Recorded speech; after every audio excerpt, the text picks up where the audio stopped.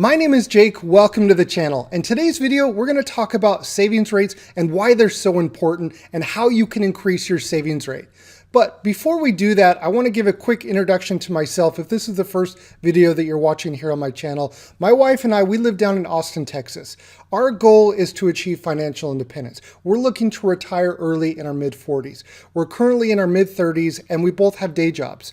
We invest into real estate, we invest into our dividend growth portfolios. One, for example, like you see here on your screen, my cash flow portfolio through M1 Finance. We hit a huge milestone this week with achieving or reaching $100,000 in our dividend growth portfolio.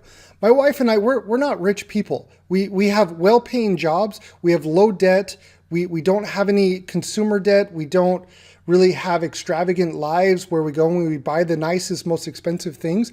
We save 70% of our take-home pay, and we haven't been able to do this forever. And I want to share in this video through a few examples of how a normal person or a normal family can increase their savings rate and why that's so important, especially if you want to achieve financial independence earlier than the average, age of 65. Here in the United States, if you're looking to retire, you're probably in your mid-60s. And there's no guarantee that that's going to stay constant. It's even possible that that age even goes up. In other countries around the world, that age or the average age of retirement is slowly increasing every single year. So 65 is today, maybe down in the future, maybe it's 67. No one really knows. When looking at the average savings rate here in the United States over time, it's averaged a little bit under 10%. If you think about it, 10% is not a lot of money. If you think about it, okay, if you were just to cut a few expenses, how much you could save and then therefore increase your savings rate. But here in the United States, I don't think we have a lot of good habits, right? Our education system, it doesn't really talk about personal finance.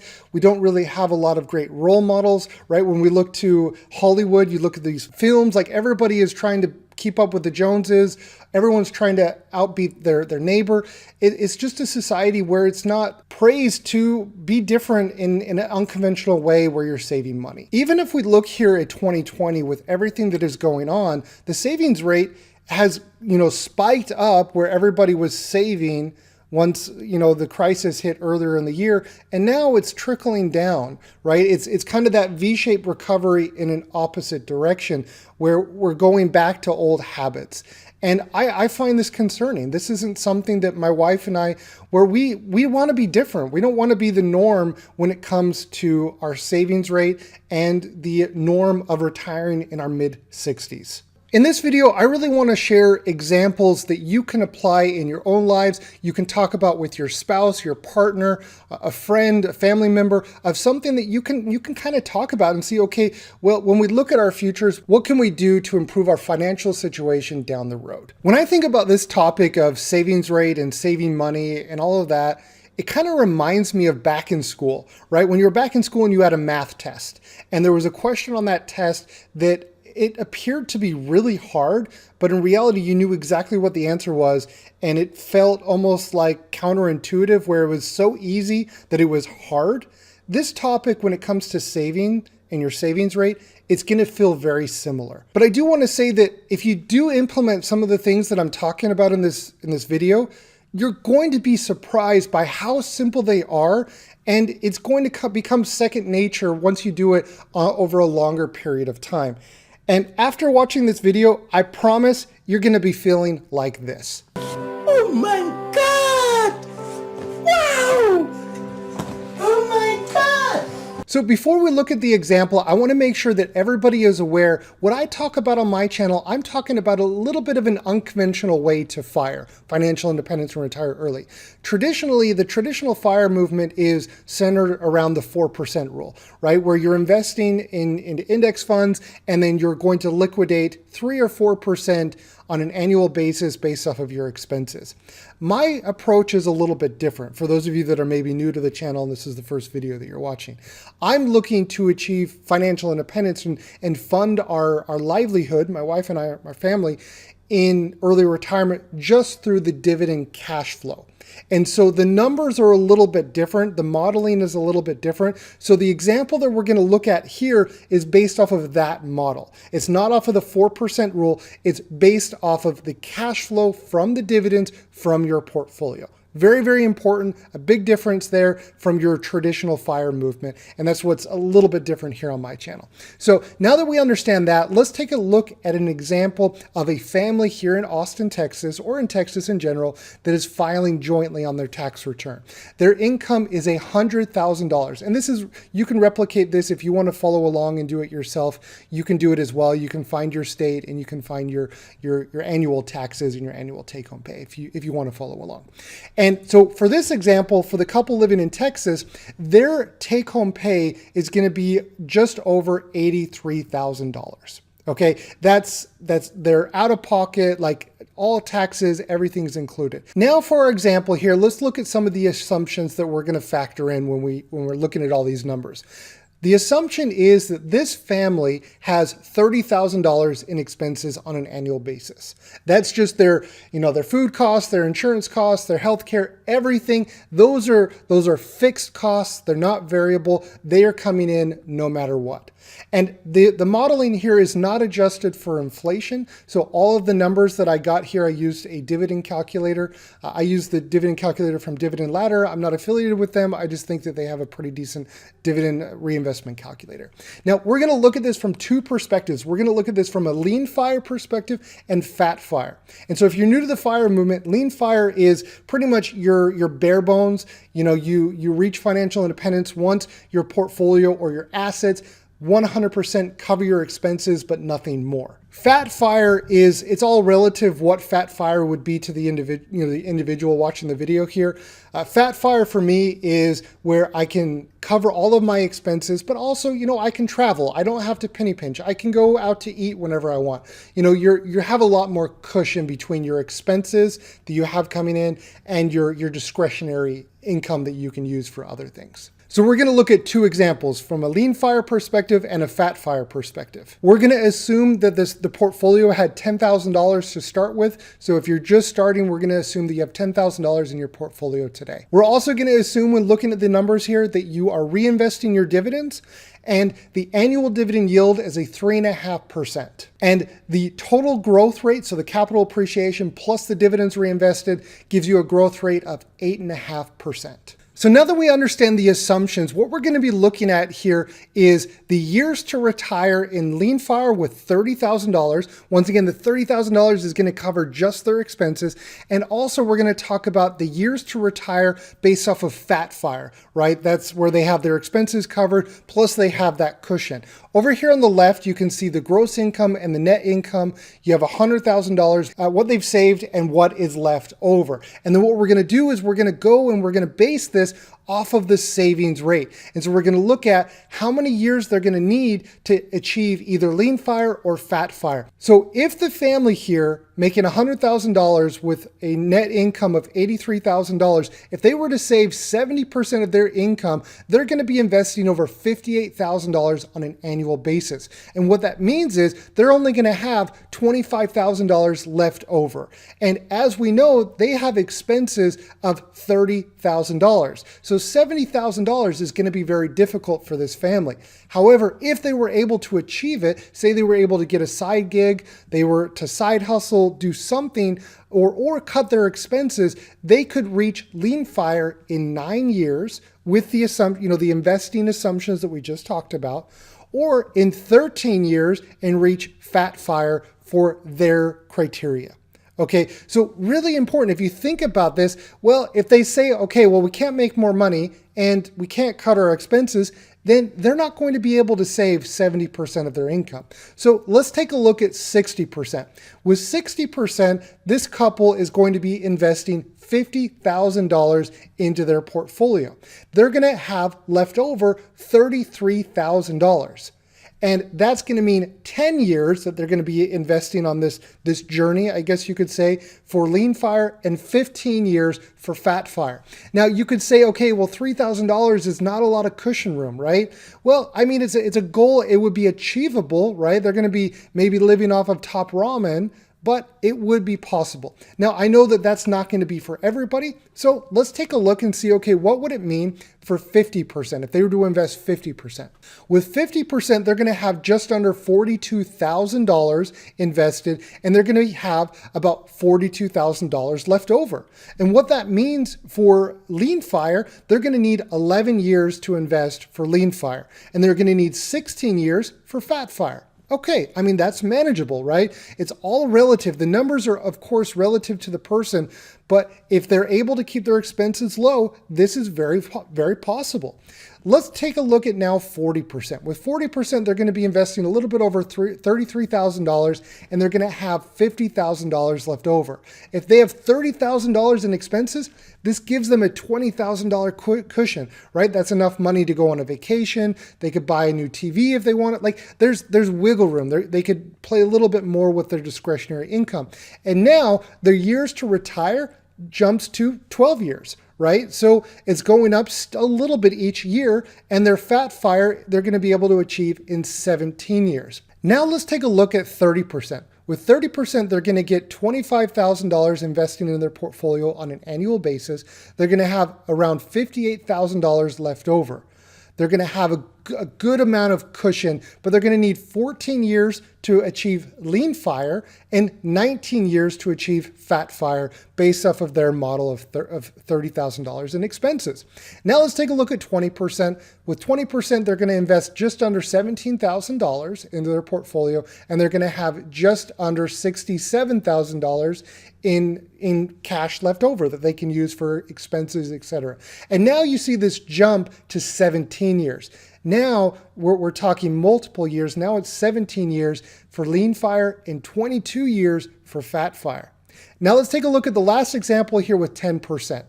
With 10%, this couple is going to be investing just over $8,000, and they're going to have over $75,000 left over that they can use on whatever they want.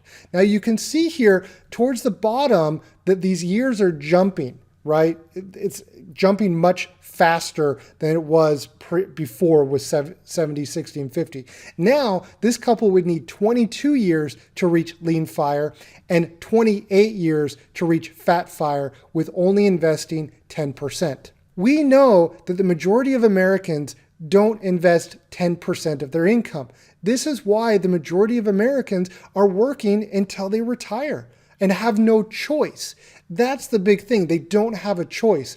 And if you understand the savings rate, if you can increase your savings rate, that is how you achieve financial independence. That is how you jump up from 28 years to maybe 15 years, right?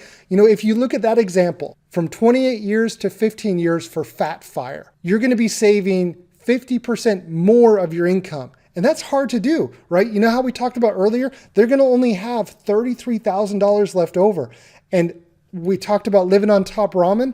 That's the reality, right? But if that's not for everybody, then you need to adjust the numbers and you need to adjust your time horizon and your expectations. When my wife and I were reviewing this, we thought to ourselves, what are our priorities? We don't want to be living like college students, living off of top ramen for 9 years. That was not a priority for us. Like that was not something that we ever considered. We don't want Lean Fire. We don't want to have to retire and not be able to do anything. We don't necessarily need Fat Fire where we can, travel the world every other weekend. Like that's not our goal either. We want to live comfortably.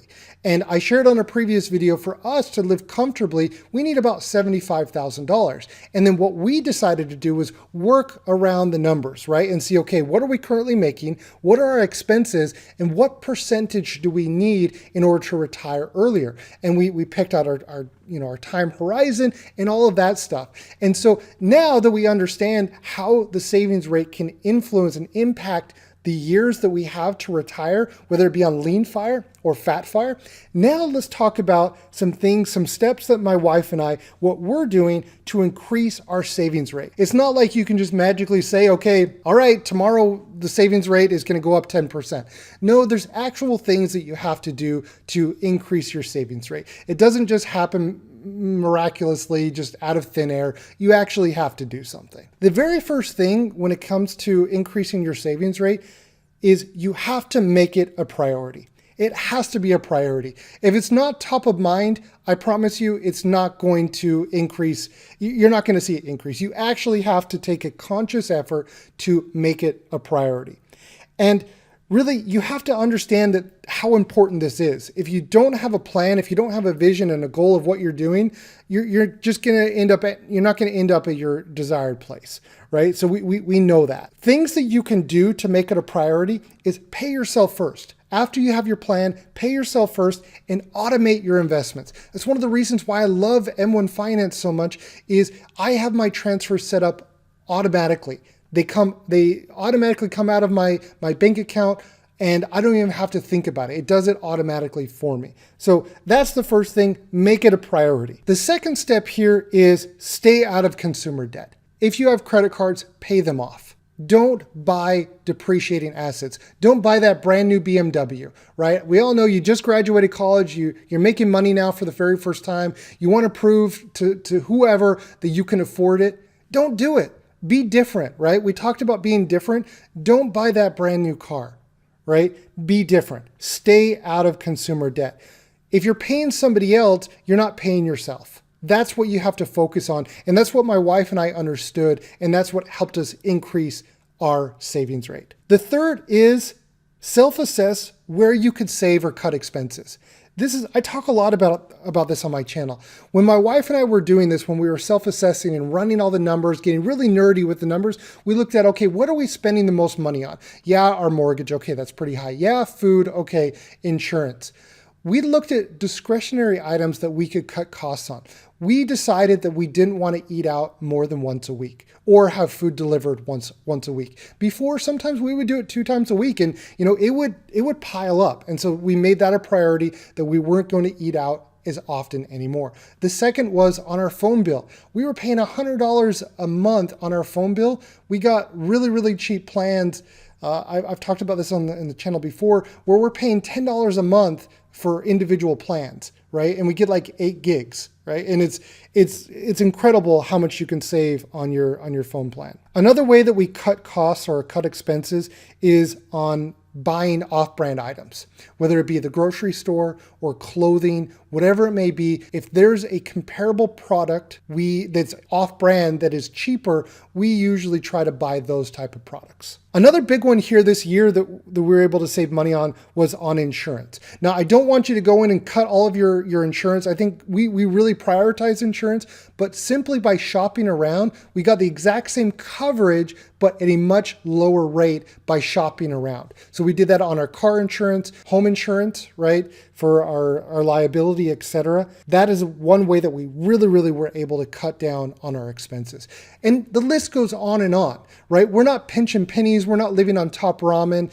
We're living very comfortably. The things that you can cut where it's like, okay, well, do I really need it? Then typically the answer, you've already answered your own question. You probably don't need it. And that comes with self-assessing and having that conversation with yourself, really, self-reflecting, or with your partner. And then the fourth step here is invest into assets. Buy things that pay you money, that appreciate over time, whether it be real estate, whether it be in, the stock market. My preferred asset class is in the stock market. We invest into high quality dividend growth companies that are paying us as shareholders and rewarding us as shareholders with a growing dividend. I will say that this doesn't happen overnight. Once you've made the decision to make this a priority and that you're going to increase your savings rate, that's when the magic of compounding really takes place. Once you start increasing how much you're investing, the more you're saving, you're going to see that snowball effect in action. You might not see it in the first year, maybe not even in the second year, but I promise you that you will see it. And it really comes down to patience and consistency. Now, I understand that not everybody is going to be able to increase their savings rate overnight. My wife and I, we didn't do it either. It's a process. It takes time. The most important thing is you understand it and you've made it a priority, and then you take action. Don't just watch this video and turn it off and say, okay, that was nice. You actually need to do something about it. You have to take actual steps in the right direction to help you increase your savings rate. And you really have to understand the why. Why are you doing this? For us, for my wife and I, we want to be financially independent. That is our why. We don't want to be penny pinching. We don't want to live off of top ramen, but we want to work towards our goal of achieving financial independence. And I promise you, you can too. My wife and I, we're not rich people. We have great paying jobs. We're very disciplined, but it is a process. And I promise you, your average person out there watching this video can achieve it as well. Thank you so much, everybody, for watching the video. If you're new to the channel, I'd invite you to subscribe. If you liked today's video, give me a thumbs up, and I'll catch everybody in the next video. You know what? I think we're gonna be friends. Can everyone say hi to my friend? That's crazy. I just wanted to say thanks. I'm glad you came along, partner.